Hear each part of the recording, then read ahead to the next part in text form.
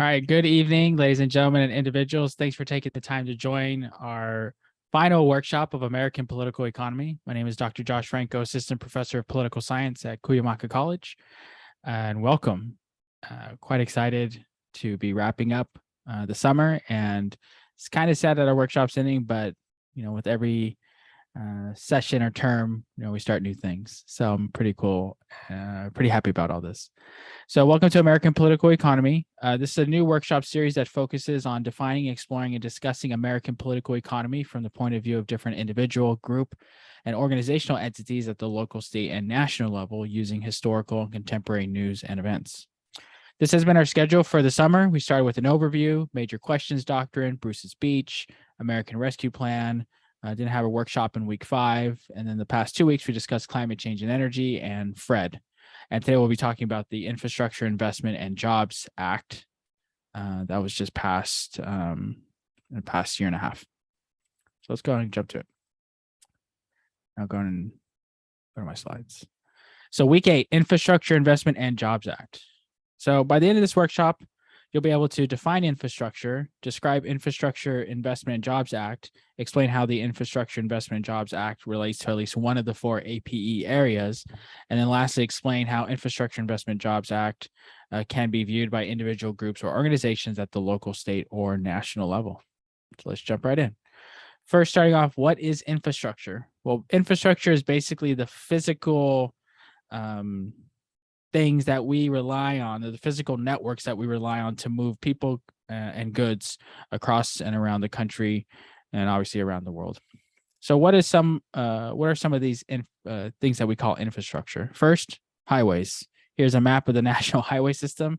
Very extensive. Obviously, it gets more extensive as we go from west to east, but for the most part, lots of interstates over here hanging out on the eastern part of the country, and then fewer and fewer as we head west. We also have railroads. So this is a map showing the history of railroad expansion since 1860. So we see that there's a few railroads in the east, and then we finally in the 1870s had the Transcontinental Railroad, and then expansion, huge growth in the 50s.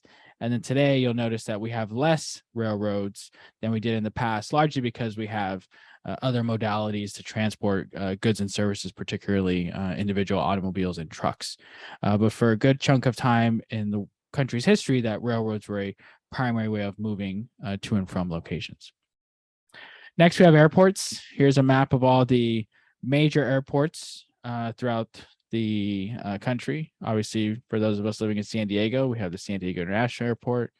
And if I think of all the ones I've been to, I kind of start to highlight them. And before you know it, it doesn't get too busy. I haven't been to too many places. I've been over here and over here. Been to Cedar Rapids. Been to, where's that? Not Orlando, Fort Lauderdale. Almost every airport in California, so we just cover all that. Vegas, clearly, Tucson. Haven't made my way that way yet. So number of airports around the country, but that's also infrastructure. Next, we have seaports. So these are where ships coming from other countries with goods enter into. So all these purple dots are seaports. The ones we're most familiar with in California are Oakland and the Port of Long Beach. We do have 2 major ones in Seattle and Tacoma. And we have a range of them here on the Gulf Coast and then a range of them on the East Coast. Here's a picture, a map of pipelines. So these are gas transmission and hazardous liquid pipelines in the United States. And you see here that it's either gas transmission or hazardous liquid. And it is a very extensive network of these pipelines that basically move either oil or natural gas or chemicals throughout the country. And then here's a map, future map of high-speed rail. There's obviously been a lot of talk about it here in California. It's just a general idea. And then this is all conceptual, but I kind of share this because this is like an example of future infrastructure that could be possible if enough minds and people want to work together to get something pretty awesome done. And next we have dams and reservoirs. So those things that hold our water that we rely on. And this is a map of the dam inventory and the hazard category. So either high, significant, or low.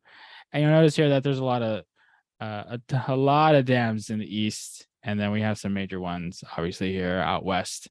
And if you've been following the news over the past 2, 3, 4, 10 years, you'll know that we're in a pretty big drought here in the western United States, and some of our major reservoirs, like Lake Mead and others on the Colorado River system, are really struggling. So we'll see how that all shapes up. But dams and reservoirs are also infrastructure. So with that, let's take a look at what's in the Infrastructure Investment and Jobs Act. So the Infrastructure Investment and Jobs Act, also known as the Bipartisan Infrastructure Law. Let me go ahead and open up the website to the White House. And I'm going to go ahead and have these 2 paragraphs played for us because it's pretty short and to the point.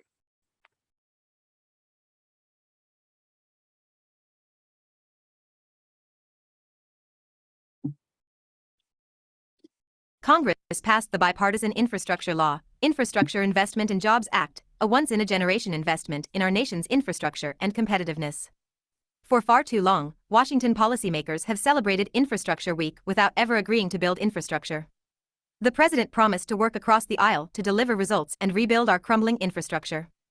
After the president put forward his plan to do exactly that and then negotiated a deal with members of Congress from both parties, this historic legislation is moving to his desk for signature. This bipartisan infrastructure law will rebuild America's roads, bridges, and rails, expand access to clean drinking water, ensure every American has access to high-speed internet, tackle the climate crisis, advance environmental justice, and invest in communities that have too often been left behind. The legislation will help ease inflationary pressures and strengthen supply chains by making long overdue improvements for our nation's ports, airports, rail, and roads. It will drive the creation of good-paying union jobs and grow the economy sustainably and equitably so that everyone gets ahead for decades to come. Combined with the president's Build Back framework, it will add on average 1.5 million jobs per year for the next 10 years.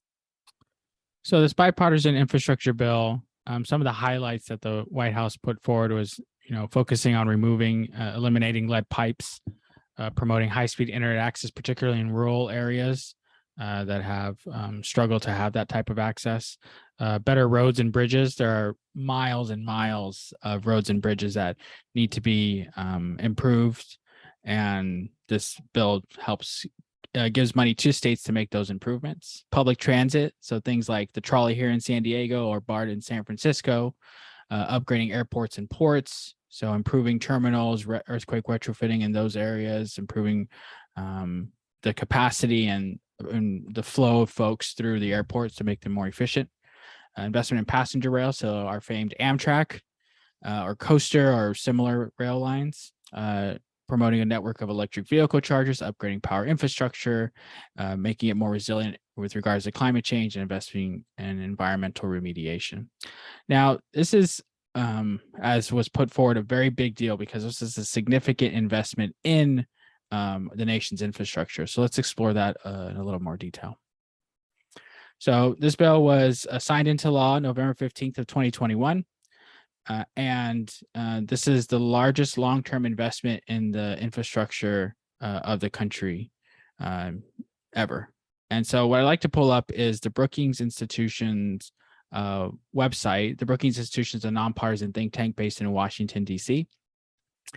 And they've created this thing called the Federal Infrastructure Hub. So let's go ahead and listen to the first few paragraphs of this. And I'll start here. Infrastructure Investment and Jobs Act, IIJA, is the most comprehensive infrastructure law passed by Congress in decades. Unlike most legislation that focuses on a single infrastructure sector like transportation or water, the IIJA addresses all the major sectors to respond to a myriad of long-standing and emerging issues confronting the American people, our economy, and our natural world. It's not an exaggeration to say the IIJA has the power to fundamentally touch every American community. But the law's sheer size and complexity have also made it difficult for the public to understand its mechanics. Take the IIJA's total federal spending. Is it $1.2 trillion, as quoted in the Washington Post? Or the $1 trillion figure used by the Wall Street Journal? Or the $848 billion figure appearing in the recently released White House guidebook data? The same goes for the hundreds of unique programs in the 1,000-page law. Infographics in national media summarize the law's major sections, but they didn't report all the individual programs under those headings. Meanwhile, lobbyists often put their IIJA deep dives behind paywalls or focus strictly on one infrastructure sector.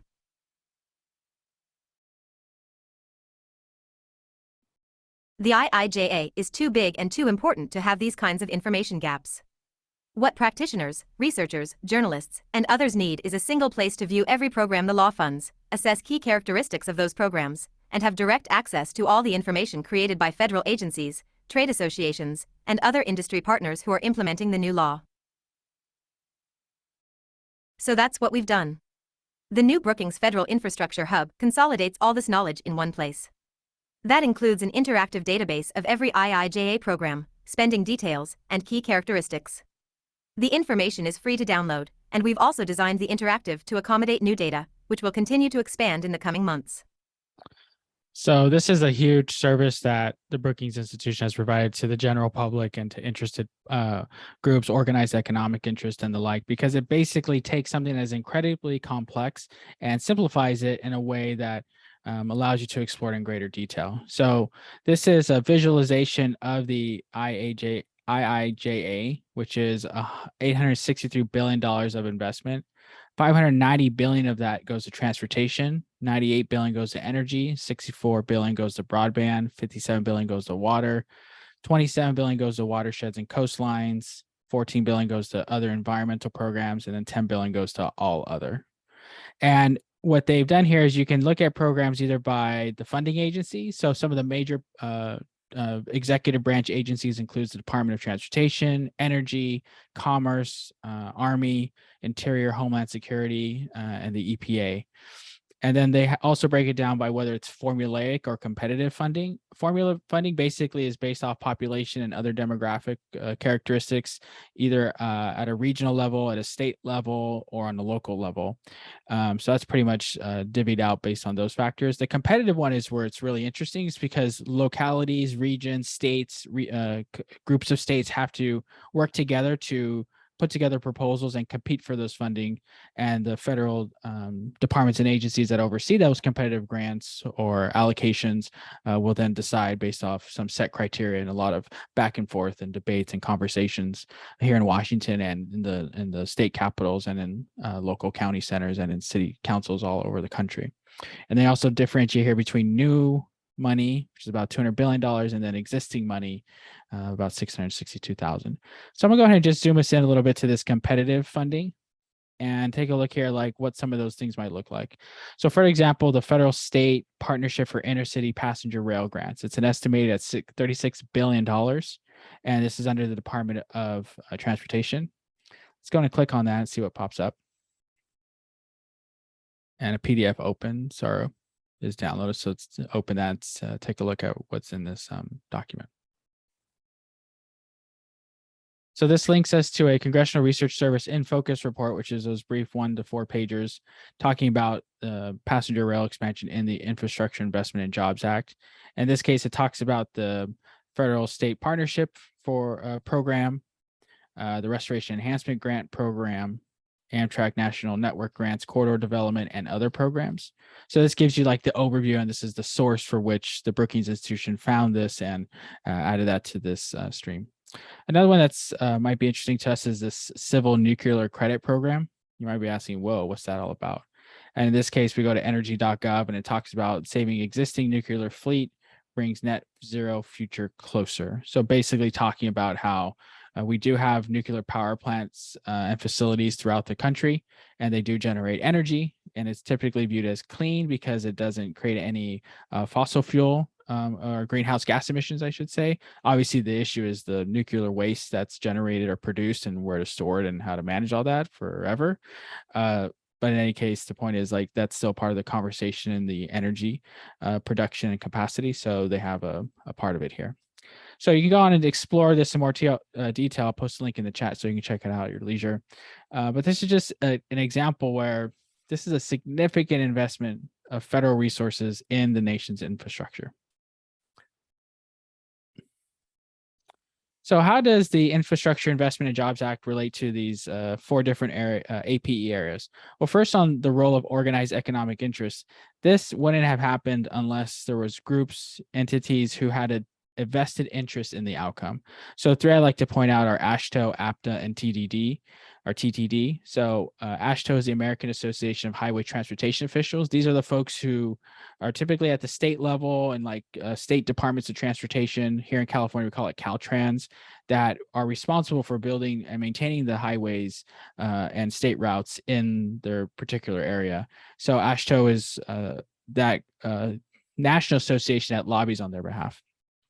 Next, you have APTA, which is the American Public Transit Association. These are the folks who advocate for rail and other intercity rail kind of movement. So BART, trolley. These are largely what we call MPOs, or metropolitan planning organizations, that exist throughout the country, and they're nested within states. So up north, we have like the Metropolitan Transportation Agency. Here we have SANDAG. In Los Angeles, we have other COGs, or we call councils of governments, that oversee parts of these regional efforts, and they'll oversee to some extent these regional intercity transportation modalities like rail. And then TDD is the Transportation Trades Department. This is the arm of the AFL-CIO, which is the umbrella labor union organization in the country. And so the TDD provides expertise, and they look at it from the frame like, how does federal investment in transportation infrastructure ensure that folks are hired who are union members? So they'll take a look at all that. So the role of organized economic interest with respect to this bill was pretty dramatic. And these are just some of the players. There are many more, which we'll point out in a few moments. Next, you have the embeddedness of race in American capitalism. So a couple that I want to point out, and we'll demonstrate in a next slide or following slides. This is this removal of lead pipes. So you might have heard about Flint, Michigan, a number of years ago. Basically, Flint's a city in Michigan, and they changed. The short of the long is their pipe system was contaminated with lead, and people were drinking the water, and it obviously has dramatic health effects on not only young children particularly, but younger, say, adolescents and adults as well. So this is just one example where you've had systematic disinvestment or non-investment in communities of color. And in this case, you had that investment, but it was in materials that weren't up to par. And then this has these downstream health implications for individuals and communities. Another example is access to high-speed internet. So if you live like in an urban core or near an urban core, you have pretty fast internet. But if you even live just out of the urban core, you'll notice that your internet might be a little slower, a little bit choppier. It goes in and out, if you have some kind of emergencies or things that you have to deal with. And so access to high-speed internet is an equity issue, because we know in some communities you have a significant investment in infrastructure, but in other communities, this might not be the case. So this bill focuses not only on saying we want to build out access to the high-speed internet, but we want to keep in mind that there are some communities that have been historically excluded from these types of investments, and we want to make sure that they get their due. Third, you have America's spatial political economy. So this idea of formula programs, which we talked about earlier. And in a spatial economy like the United States, we have the federal government and we have the 50 states plus the territories. And the idea of the formula approach is to make sure that every state gets at least a baseline amount of funding, largely based on the number of people they have there. And this is kind of a way of being fair or respecting the spatial economy of the United States. So obviously, some would argue that investment should go on a competitive basis to where they're needed most. But in a political system such as ours, where you have senators who functionally have veto power over legislation, you have members of Congress who are advocating for the needs of their community, that America's spatial economy basically encourages and requires some type of formulaic approach to any major legislation, because everyone should get their piece or their due for their communities. And then lastly, on this coalitional dynamics through an American political economy lens, I want to pull up this link at the National Association of Manufacturers to kind of demonstrate how these coalitional dynamics, when it comes to infrastructure, are pretty, I would say dramatic, but and not surprising either, because they've been at it for a long time. But it kind of does this cross-cut of coalitions that you wouldn't necessarily see on any other issue, except maybe for infrastructure. So a headline reads, leading business and labor groups launch coalition supporting bipartisan infrastructure investment. This was in July of 2021. So I'm gonna go ahead and just have these first three paragraphs read. Washington, D.C. Today, the National Association of Manufacturers joins the U.S. Chamber of Commerce, Business Roundtable, AFL-CIO, the National Retail Federation, the Bipartisan Policy Center, North America's building trades unions, as well as over 20 leading business and labor organizations to launch the Coalition for Bipartisan Infrastructure Investment. The coalition issued the following statement today, commending the bipartisan group of 22 senators and the Biden administration on reaching agreement on a historic $1.2 trillion infrastructure framework and urges Congress to turn the framework into legislation that will be signed into law. Infrastructure modernization is a critical component of long-term economic growth and improved quality of life for every American. Our organizations commend the bipartisan group of 22 senators and the Biden administration on finding common ground and reaching agreement on a historic $1.2 trillion infrastructure framework. Momentum is building, as seen by the endorsement of the framework from the Problem Solvers Caucus. So the statement goes on to describe like why basically this organization, the National Association of Manufacturers, is joining these other coalition partners. And what I want to point out here is like this is a broad coalition. You have what you would call like traditional private sector. You have labor unions. You have entities that sometimes will clash out on other policy issues, but when it comes to infrastructure, they agree and they wanted to work together in order to promote the passage of the bill. So I just point this out because when you think of the coalitional dynamics around infrastructure, this is one of those areas, policy areas, that's different than most other areas that we're seeing today. I think the other one where there's a cross coalition is in the defense sector, but other areas you're going to have some significant policy disagreements, and you won't have this broad-based coalition like you did with infrastructure. So with that, let's take a look at some perspectives and levels. And I do want to point out at the individual level and locals thinking and knowing about the Flint water crisis. So let's go ahead and open up that page on Wikipedia. And we'll go ahead and have this these first three paragraphs read to highlight the impact of this crisis.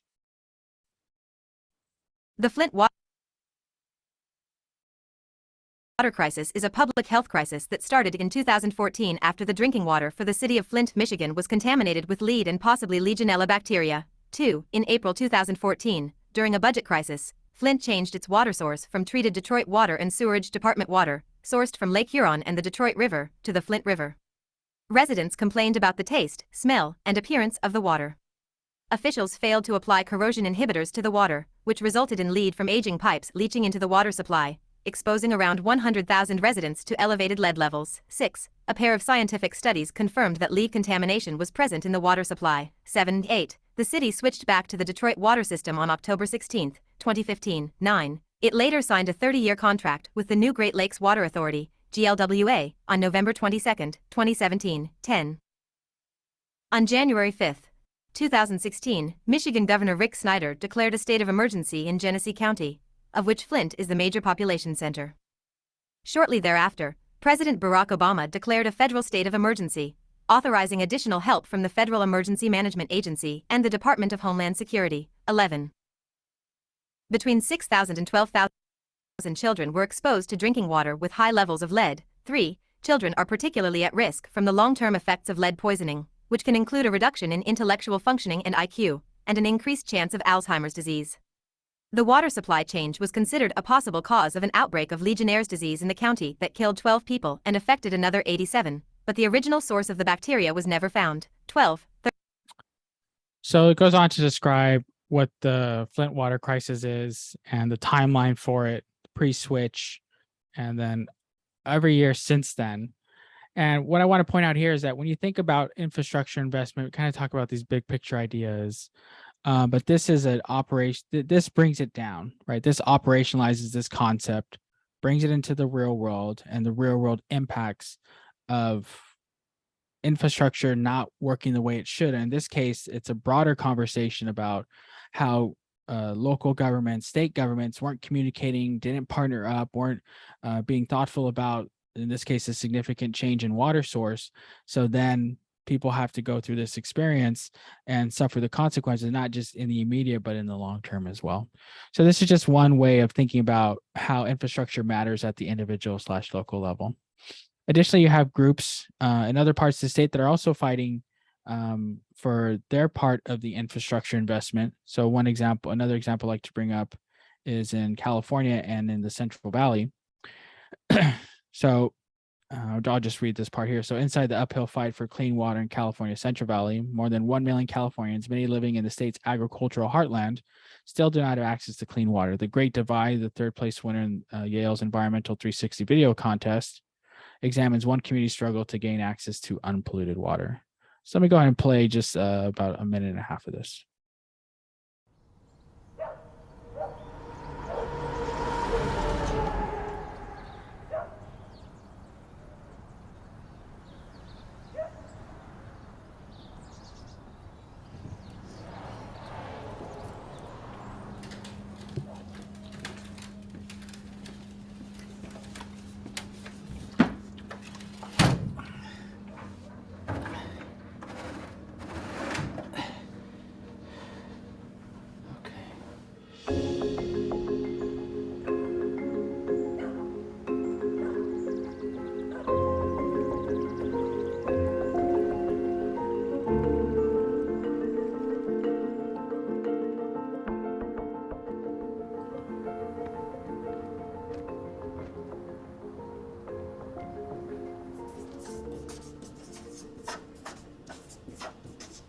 El fuente de tu agua es del agua subterránea. So, ese es el pocito, es el casa, mira. Y un perro, mira.